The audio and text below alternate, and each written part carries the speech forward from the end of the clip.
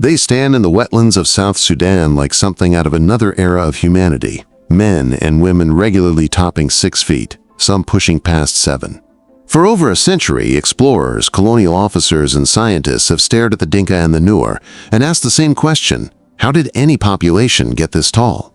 The answer starts not with genetics, but with a fight over cattle thousands of years ago between two brothers who were never supposed to become enemies. Long before there was a Dinka or a Nuer, there were Nilotic-speaking cattle herders moving south along the Nile. Their history originates in what is now Gezira in Sudan, once occupied by the Kingdom of Kush. Historical linguists have traced a split in the Nilotic language family, the branch that would produce both Dinka and Nuer, to sometime between the years 670 and 1070. That's over 1,000 years ago, long enough for empires to rise and fall. And soon after that language split, waves of Nilotic peoples began pushing south into what is now South Sudan. They weren't strangers to civilization. Oral tradition holds that these ancestors came from the north, from northern Sudan, even as far as southern Egypt. And some traditions even trace lineage back through the leadership of the SPLM/SPLA's own founder, John Garang, who insisted his people's story reach back to the dawn of human civilization in the Nile Valley itself. And in the medieval period, before Dinka or Nuer existed as names, these Nilotic communities lived under the shadow of Alodia, a Christian multi-ethnic empire centered in Nubia. Here's the detail almost nobody knows. Dinka isn't even what they call themselves. Nuer and Luo peoples knew them by their true ancestral name, Jang or Jeng. Dinka is a colonial-era label. Before Europeans ever drew a map of the region, these people knew exactly who they were to each other. They were family. So how do you go from one people to two rival ethnic groups? The oral history is startlingly specific and startlingly small in scale for something with such enormous consequences. According to both Atuad and Nuer oral tradition, 3 brothers, Nuer, Dinka, and Atuad, once lived together in the same territory. Then came a dispute. Not over land, not over succession, not over religion, a quarrel over the ownership of cattle. That single argument in a shared cattle camp was enough to fracture the group permanently.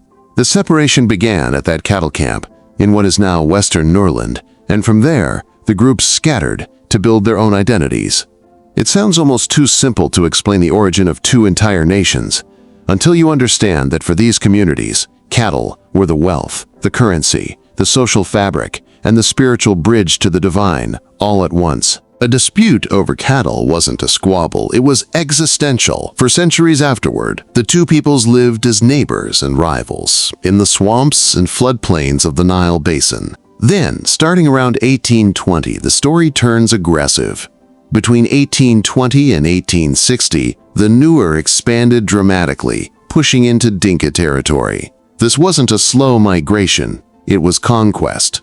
The Nuer were the superior warriors of the 2, often fighting with a bow, a club, and a long lance, using surprise attacks and ambush tactics that the Dinka simply couldn't counter. The Nuer had more skilled, better-equipped fighters and overran Dinka territory through ambush. The scale of this expansion is staggering.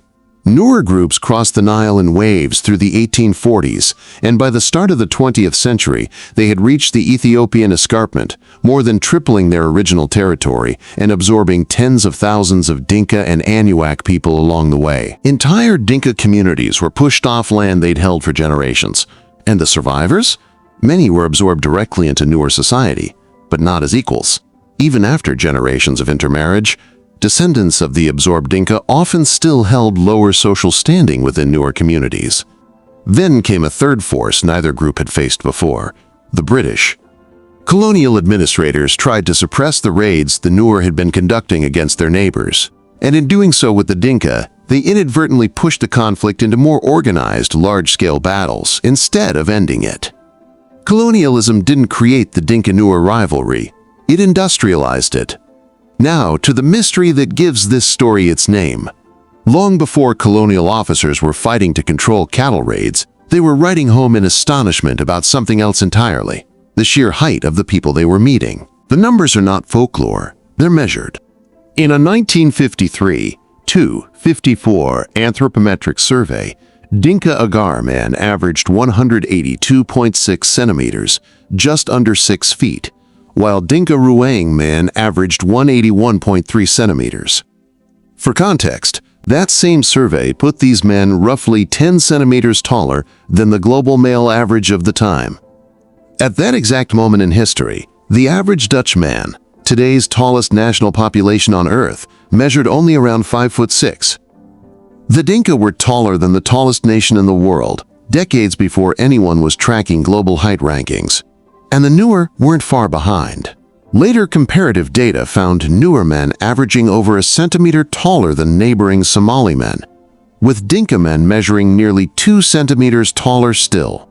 A 1995 survey of Nilotic refugee women in Ethiopia found they averaged 169 centimeters, taller than the average adult male height in many countries on Earth. So, what's actually driving this? Scientists point to 3 forces working together, not one silver bullet. First, body shape as climate adaptation. A long, lean physique with elongated limbs helps the body dissipate heat more efficiently, a textbook evolutionary response to living near the equator. It's the same logic that makes desert animals lanky and cold climate animals compact. Second, genetics. Height is a highly heritable polygenic trait, and genome-wide studies have identified hundreds of gene variants tied to human growth that differ significantly between ethnic populations, and the Nilotic peoples carry a distinct cluster of them. Third, and most fragile, nutrition. This is the piece that explains why modern measurements sometimes show shorter Dinka and Nuer people than those 1950s surveys. Today's Dinka men are measured as shorter on average than their 1950s predecessors, likely a direct consequence of decades of undernutrition and conflict. Genetics may load the gun, but early life nutrition pulls the trigger, and war and famine have robbed generations of the diet their bodies were built to use.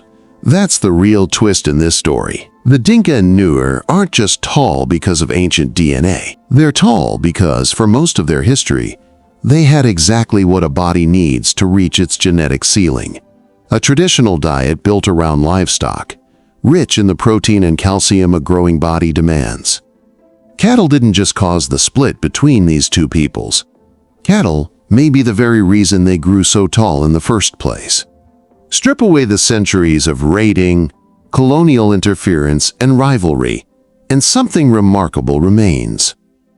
Anthropological, historical, and oral traditions all consistently confirm that the Dinka and Nuer share closely related Nilotic roots, the same language family, the same social structures, the same spiritual worldview, the same pastoralist life, built around cattle. Modern genetic research backs up what the oral historians always said. These are not two unrelated peoples who happen to live near each other. Shared DNA components among Nilotic-speaking groups point to genuinely recent common ancestry. Two peoples, one bloodline, one river, split apart by an argument over cattle 1,000 years ago, and standing taller than almost anyone else on Earth because of it. That's the story of where the Dinka and Nuer came from, and why they tower over the rest of us. Let me know in the comments which story you want to see next. And if you want more of these deep dives into the histories the world overlooks, like, comment, share, and subscribe.